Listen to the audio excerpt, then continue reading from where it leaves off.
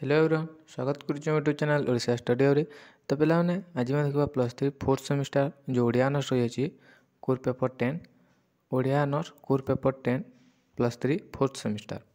तो 2 number unit रही भागवत जोटा 24 गुरु प्रसंग जगन्नाथ दास बुझेगा। तो यही यूनिट रु 2 मार्क विशिष्ट केतोटी प्रश्न आम आलोचना करवा जहाँ तुम एग्जाम बहुत लाभदायक हम। तो संबलपुर यूनिवर्सिटी पिला माने शीघ्र देख जेहेतु तुम एग्जाम चली फोर्थ सेमिस्टर बुझीगला। तो देख आरंभ करवा और जो मैंने चैनल को प्रथम थर चैनल को सब्सक्राइब करदेव और बेल आइकन को प्रेस कर ऑल नोटिफिकेशन ऑन करदेव जहाँद्वारा परवर्ती वीडियो आप सर्वप्रथम पाइपर। तो चलते आरंभ करवा। तो भागवत 24 गुरु प्रसंग। तो एथिरे कहुई कि संसार में माया मोह को परित्याग करी सन्यासी ग्रहण करने अवधूत जदुराजा को उपदेश प्रदान कर बुझला। तो संसार मोहमाया को परित्याग करी सन्यासी ग्रहण करने अवधूत जदुराजा को उपदेश प्रदान कर। तो यही प्रसंग में अवधूत निजर 24 जन गुरु संपर्क में वर्णना कर जदुराजा को कहते। तो से गुरु माने होचंती पृथ्वी पवन आकाश जल अग्नि चंद्र सूर्य कपोत अजगर समुद्र पतंग हाथी मधुमक्खी मधुहारी मृग मीन पिंगला बेश्या कुरर पक्षी बालक ब्राह्मण सरसंधान सर्प। तो एमानक ठारू अवधूत जो जो शिक्षा माने ग्रहण करथिले ताहा जदुराजा को कहउचंती बुझेला। तो ये भागवत 24 गुरु एटा थिला तार टिके बुझेला। तो एबे हम देखिबा 2 मार्क विशिष्ट केतोटी प्रश्न मन अछि बुझेला। तो देख पिलाने प्रथम प्रश्न रही भागवत काव्यर कवि किए और तांको द्वारा रचित 5टी ग्रंथर नाम लेख। तो भागवत काव्यर कवि होचंती जगन्नाथ दास। भागवत काव्यर कवि होचंती अतिबड़ी जगन्नाथ दास। पंचशखा जुगर से होचंती एक प्रसिद्ध प्रतिभा। तांको द्वारा रचित 5टी ग्रंथर नाम होची ओडिया भागवत तुलाभिणा गुप्त भागवत सरस रास शरत रास और दारुब्रह्म गीता। तो यहाँ हूँ तांकर 5टी ग्रंथ बुझेला अतिबड़ी जगन्नाथ दास। नेक्स्ट रही देख कवि जगन्नाथ दास क्यों मसीह क्योंठारे जन्मग्रहण करते। तो कवि जगन्नाथ दास 1412 शताब्द बा 1490 ख्रीष्टाब्द भाद्रव मास शुक्लपक्ष अष्टमी अनुरोधी क्षेत्र बुधवार मध्याह्न समय श्रीक्षेत्र निकटस्थ कपिलेशपुर शासन में जन्मग्रहण करते। तो बुझेगा कवि जगन्नाथ दास 1412 ख्रीष्टाब्द भाद्रव मास शुक्लपक्ष अष्टमी अनुरोधी क्षेत्र में बुधवार दिन मध्याह्न समय श्रीक्षेत्र निकटस्थ कपिलेश्वरपुर जो रही तो से जन्मग्रहण करते। क्लियर। नेक्स्ट। तो परवर्ती प्रश्न अच्छी देख कवि जगन्नाथ दास पिता नाम और वृत्ति उल्लेख कर। तो कवि जगन्नाथ दास पिता नाम हूँ भगवान दास और माता नाम हूँ पद्मावती।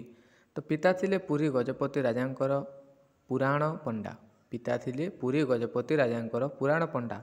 पैतृक सूत्र रे कवि जगन्नाथ दास यही वृत्ति को प्राप्त होई श्रीमंदिरस्थ बटगणेशଙ୍କ निकटरे नित्य प्रत्यह भागवत पाठ करी साधारण जनता को प्रिय पात्र हो पारिथिले। तो बुझेला कवि जगन्नाथ दास श्रीमंदिर निकटस्थ गोटे बटगणेशଙ୍କ निकटरे नित्यदिन प्रतिदिन भागवत पाठ करी लोकं को शुणाउथिले बुझेला। नेक्स्ट किए जगन्नाथ दास को अति बड़ी उपाधि प्रदान करथिले। तो श्री चैतन्य तांको अति बड़ी उपाधि प्रदान करथिले। से हरे नाम मंत्र रे दीक्षित होई वैष्णव्य भावे साधना करथिले।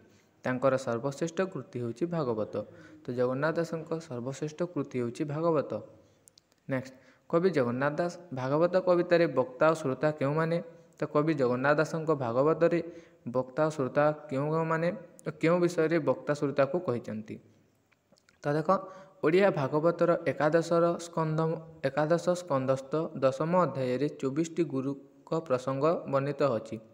तो ओडिया भागवतर एकादश स्कंदरे और 10म अध्याय 24 गुरु का प्रसंग रही अछि। एथिरे वक्ता हेले संसारी विरागी अवधूत। तो एठारे वक्ता हेउचंती अवधूत एवं श्रोता हेउचंती जदुराजा।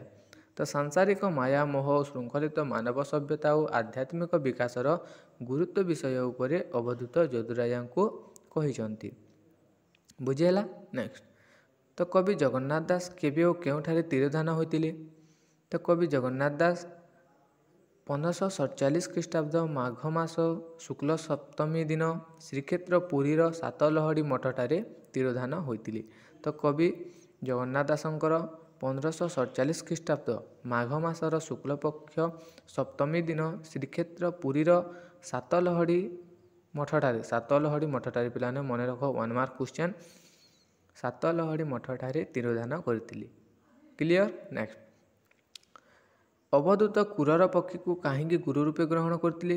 ତ ସଂସାରରେ କ୍ରୂର ହେଉଛି ଏକ ଶକ୍ତିଶାଳୀ ପକ୍ଷୀ। ସଂସାରରେ କ୍ରୂର ପକ୍ଷୀ ହେଉଛି ଗୋଟିଏ ଶକ୍ତିଶାଳୀ ପକ୍ଷୀ।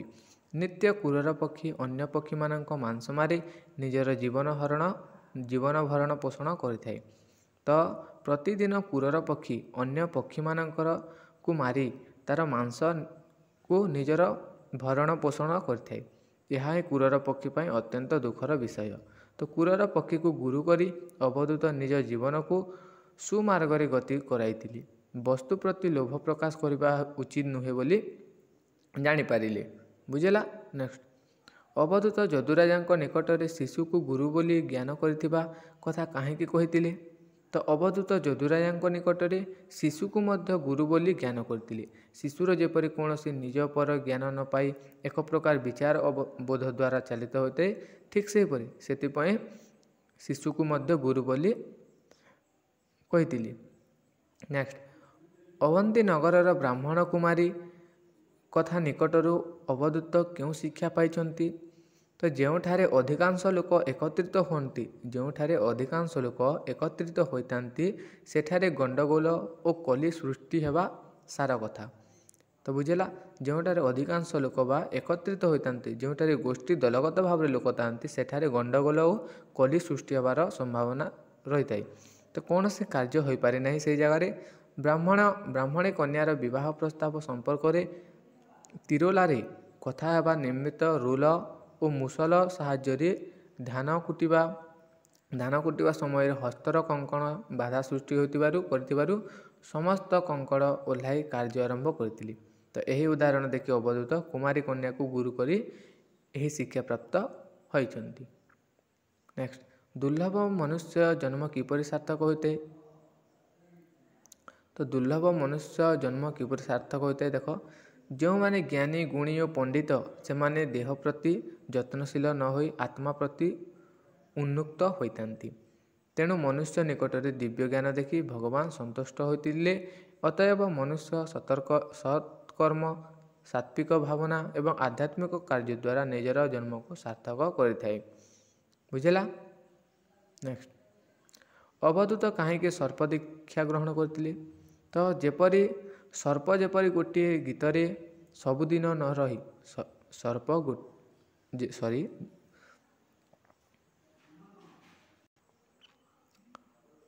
ସର୍ପ ଯେପରି ଗୋଟିଏ ଗାତରେ ସବୁଦିନ ନ ରହି ବିଭିନ୍ନ ଗାତରେ ରହି ଦିନ କାଟିଥାଏ, ସେହିପରି ଅବଧୂତ ଗୋଟିଏ ସ୍ଥାନରେ ନିବାସନ କରି ବିଭିନ୍ନ ତୀର୍ଥରେ କାଳ ଅତିବାହିତ କରିଥାନ୍ତି। କାରଣ ଗୋଟିଏ ସ୍ଥାନରେ ରହିଲେ କାଳେ ମାୟା ମୋହ ଗ୍ରାସ କରି ବସିବ। ସେହି କାରଣରୁ ଅବଧୂତ ସାଂସାରିକ ମାୟା ମୋହ ଓ କାମନା ବାସନକୁ ତୁଚ୍ଛ କରି ଭଗବାନଙ୍କୁ ପାଇବା ପାଇଁ ବିଭିନ୍ନ ସାଧନା କରି ବିଭିନ୍ନ ତୀର୍ଥସ୍ଥଳୀମାନଙ୍କରେ କାଳ ଅତିବାହିତ କରିଥିଲେ। ତ ଦେଖ ପିଲାମାନେ, ସର୍ପ ଯେପରି ଗୋଟିଏ ଗାତରେ ସାପ ଗୋଟିଏ ଗାତରେ ସବୁଦିନ ରହେ ନାହିଁ, ବିଭିନ୍ନ ଗାତରେ ରହି ସେ ଦିନ କାଟିଥାଏ। ସେହିପରି ଅବଧୂତ ମଧ୍ୟ ଗୋଟିଏ ସ୍ଥାନରେ ନିବାସନ କରି ବିଭିନ୍ନ ତୀର୍ଥରେ ଅତିବାହିତ କରିଛନ୍ତି। କାରଣ ଗୋଟିଏ ସ୍ଥାନରେ ରହିଲେ କାଳେ ସେମାନଙ୍କର ମାୟା ମୋହ ଗ୍ରାସ କରି ବସିବ ଓ ସେହି କାରଣରୁ ଅବଧୂତ ସାଂସାରିକ ମାୟା ମୋହ ଓ କାମନା ବାସନକୁ ତୁଚ୍ଛ କରି ଛାଡ଼ି ଭଗବାନଙ୍କୁ ପାଇବା ପାଇଁ ବିଭିନ୍ନ ସାଧନା ଆରମ୍ଭ କରି ତୀର୍ଥସ୍ଥଳୀମାନେ ଭ୍ରମଣ କରୁଥିଲେ। କ୍ଲିଅର? ନେକ୍ସଟ, ତ ଏଇଟା ଇମ୍ପୋର୍ଟାଣ୍ଟ ନାହିଁ ଏତେ। ତ ଦେଖ, ଆଉ ଗୋଟେ ଅଛି ପିଙ୍ଗଲା ବେଶ୍ୟା। ତ ଅବଧୂତ କାହିଁକି? ତ ଦେଖ, ପିଙ୍ଗଲା ନାମକ ଜଣେ ବେଶ୍ୟା ଅଙ୍ଗ ବିକ୍ରି କରି ଧନ ଅର୍ଜନ କରୁଥିଲା। କୁପୁରୁଷମାନଙ୍କୁ ସେ ରତିଦାନ ବା ଦେହଦାନ କରୁଥିଲା। ଥରେ ସେ ଅଧିକ ଧନ ଆଶାରେ ସାରା ରାତ୍ରି ଉଜାଗର ରହି ଜଣେ ଧନୀ ପୁରୁଷକୁ ଅପେକ୍ଷା କରିଥିଲା। ରାତି ପାହିଗଲା, ଅଥଚ ସେହି ଧନୀ ପୁରୁଷର ଦେଖାଦେଲା ନାହିଁ ବା ଆସିଲେ ନାହିଁ। ପିଙ୍ଗଲା ପ୍ରତାରିତ ହେବାରୁ ନିଜ କର୍ମ ପାଇଁ ଅନୁତାପ କଲା। ସେ ଏଣିକି ଭଗବତ ପୁରୁଷଙ୍କ ପାଦରେ ଧ୍ୟାନ ଦେଇ ଗୃହତ୍ୟାଗ କରି ସନ୍ନ୍ୟାସିନୀ ହୋଇଗଲା। ଅବଧୂତ ପିଙ୍ଗଲାଠାରୁ ଶିକ୍ଷା କରି କାମନା ଶୂନ୍ୟ ଭାବରେ ସଂସାରରେ ବୁଲୁଛନ୍ତି। ତ ଏହି ପିଙ୍ଗଲାଠାରୁ ଶିକ୍ଷା ପାଇ ସେ ସଂସାରର ମୋହମାୟାକୁ ତ୍ୟାଗ କରି ସନ୍ନ୍ୟାସୀ ବେଶରେ ବୁଲୁଛନ୍ତି। ବୁଝିଲା? ତ ଏଇଟା ଥିଲା ପିଙ୍ଗଲା ବେଶ୍ୟା ଗୁରୁ।